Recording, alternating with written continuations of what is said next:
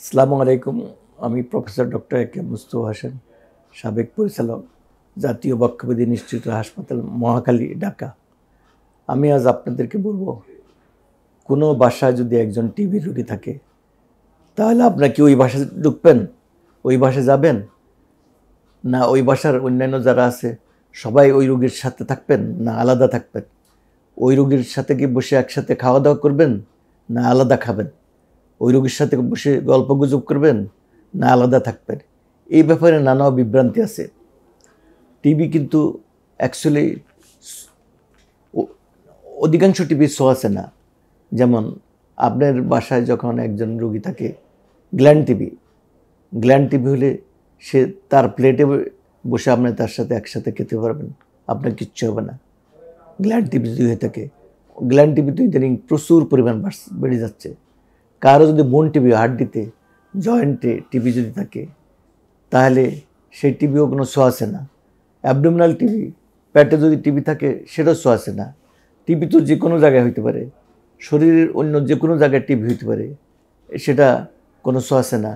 এবং টিবির জন্য লাঞ্জে যে প্রবলেম হয়, লাঞ্জের ভিতরে অনেক সময় পানি এসে যায়, প্লুরাল ইফিউশন হয়, হার্টে পানি জমে, পেরিকার্ডিয়াল ইফিউশন হয়, বা পেটের মধ্যে পানি আসে, অ্যাসাইটিস হয়।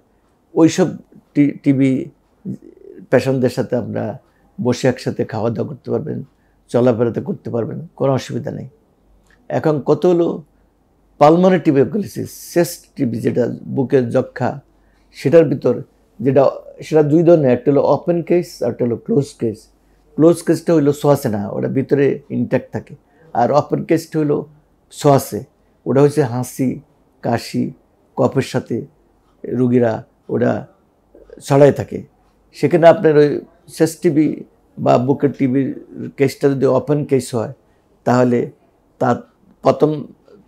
তার সাথে আপনারা মিশতে পারবেন, বসে খেতে পারবেন প্রথম 3 সপ্তাহ পর।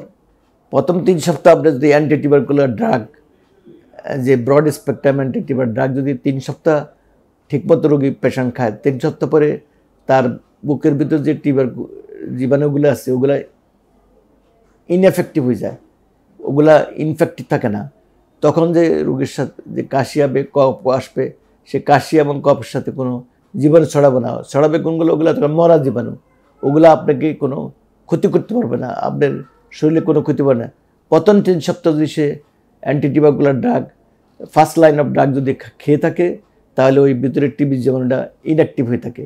তখন কফ কাশির সাথে যত টিবির জীবাণু আসুক না কেন, ওটা ছড়াতে পারবে না। 3 সপ্তাহ পরে আপনারা বুকের টিবি যার আছে তার সাথে আপনারা বসতে পারেন, খেতে পারেন, হাঁটতে পারেন।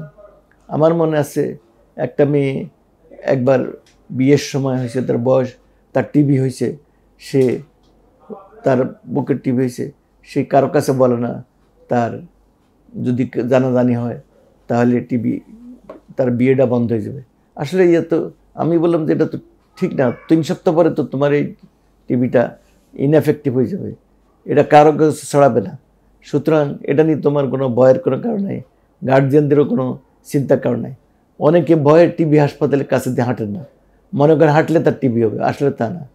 টিবি জীবনে এমন একটা জিনিস, সেটা যদি রোদের কোনো যদি কারো টিবি হয়ে থাকে, সে রোদের মধ্যে এসে যদি হাসি কাশি দেয়, তাহলে তার ওই টিবি জীবাণুটা মরে যায়। কারণ সানলাইট, সূর্যের আলো এমন একটা ক্ষমতা সম্পন্ন, টিবি জীবাণুকে সাথে সাথে মেরে ফেলে।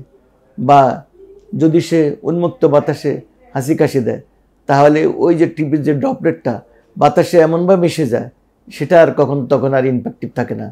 সুতরাং আপনারা টিবি হলে যে ভয় করবেন, তার কোনো কারণ আমি দেখতেছি না।